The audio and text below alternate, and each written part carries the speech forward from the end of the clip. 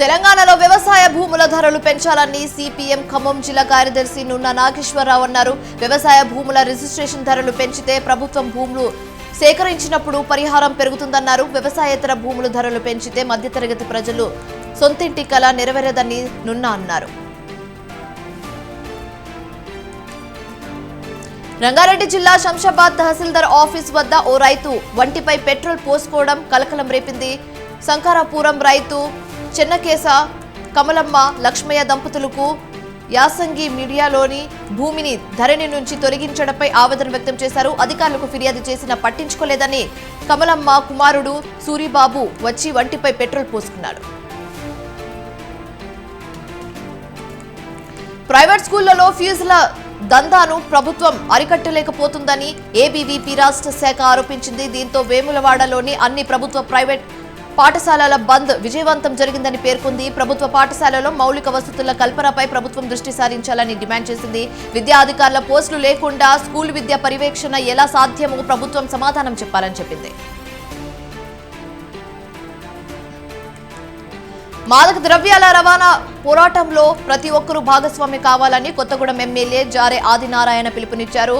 దమ్మెపేట పోలీసుల ఆధ్వర్యంలో మాదక ద్రవ్యాల దుర్వినియోగం, అక్రమ రవాణాకు వ్యతిరేకంగా జరిగిన అవగాహన ర్యాలీని ఎమ్మెల్యే జారే ప్రారంభించారు.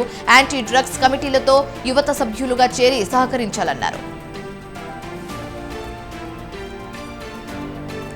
కడప జిల్లా పులివెందులలోని కూరగాయల మార్కెట్ పేరు మార్పు గతంలో వివాదాస్పదమైంది. అయితే పర్నాపల్లి బస్టాండ్ వద్ద ఉండే కూరగాయల మార్కెట్ ను శ్రీ రంగనాథస్వామి గుడి వద్దకు మార్చారు. శ్రీ రంగనాథస్వామి కూరగాయల మార్కెట్ పేరును వైఎస్ఆర్ కూరగాయల మార్కెట్ గా మార్చారు. అయితే టీడీపీ ప్రభుత్వం వచ్చిన తర్వాత మార్కెట్ పేరు శ్రీ రంగనాథుడికి పేరిట ఫిక్స్ అయింది.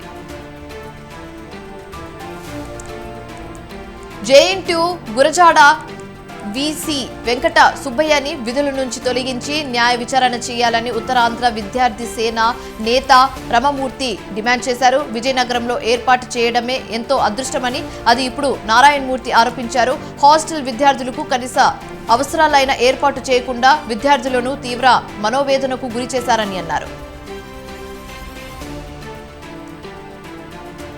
వనపర్తి జిల్లా కొత్తకోటలో కిరాణా షాపులో ఫుడ్ ఇన్స్పెక్టర్లు నీలిమ ఆధ్వర్యంలో తనిఖీలు చేశారు. షాప్లో కాలం చెల్లిన తినుబండరాళ్లు అమ్ముతున్నట్లు సమాచారం రావడంతో ఈ దాడులు జరిగాయి. శ్రీ పార్థసారథి కిరాణా దుకాణంలో కాలం చెల్లిన తినుబండరాళ్లు అమ్ముతున్నట్లు నీలిమ తెలిపారు. వాటి శాంపిల్స్ ను ల్యాబ్ కు పంపుతామని ఫుడ్ ఇన్స్పెక్టర్ నీలిమ చెప్పారు. కాలువలు సొరంగ మార్గాల కోసం గతంలోనే భూములు ఇచ్చామని ఇప్పుడు ఆర్ఆర్ఆర్ పేరిట తమ పంట భూములు లాగవద్దని రైతులు ఆవేదన వ్యక్తం చేశారు. సిద్దిపేట జిల్లా రీజనల్ రింగ్ రోడ్ నిర్మాణంలో భూములు కోల్పోతున్న రైతులు భూమి నిర్వాసితుల ఐక్య వేదిక ఆధ్వర్యంలో గజ్వెల్లో భారీ ర్యాలీ నిర్వహించారు. రోడ్డుపై బైఠాయించి ధర్నా చేశారు. ఆర్టీఓకు వినతి పత్రం అందజేశారు. యాదాద్రి భువనగిరి జిల్లా దండుమల్కాపురంలోని జోసెఫ్ వెంబర్ చైల్డ్ హోమ్ స్కూల్లో 200 మంది విద్యార్థులకు స్కూల్ కిట్లు, స్పోర్ట్స్ కిట్లు అందజేశారు. రిలయబుల్ ట్రస్ట్ చైర్మన్ తుపాకుల రవి కిట్లను అందజేశారు. జోసెఫ్ వెబ్ చైల్డ్ హోమ్ స్కూళ్లు 30 ఏళ్లుగా 10,000 మందికి పైగా చదువు నేర్పించిందని రవి అన్నారు.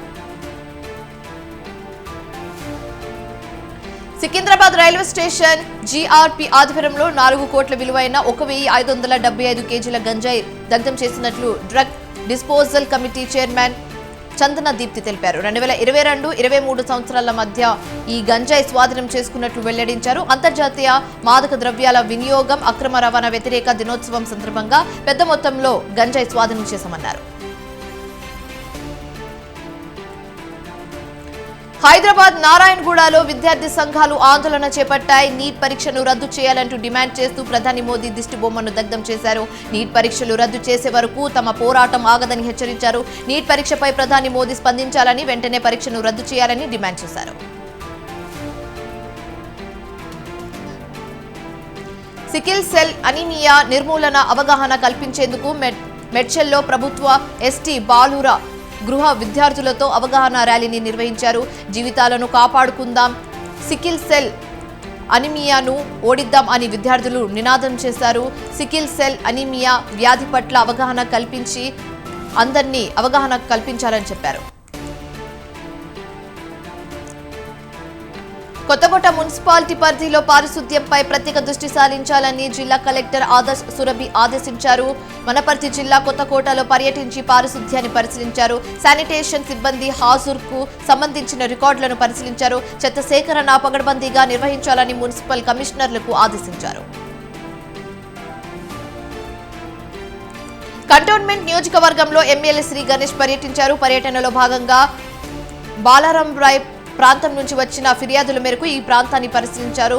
రైతులకు వెళ్లే ప్రయాణికులకు అసౌకర్యాలకు గురికాకుండా చేస్తామని హామీ ఇచ్చారు.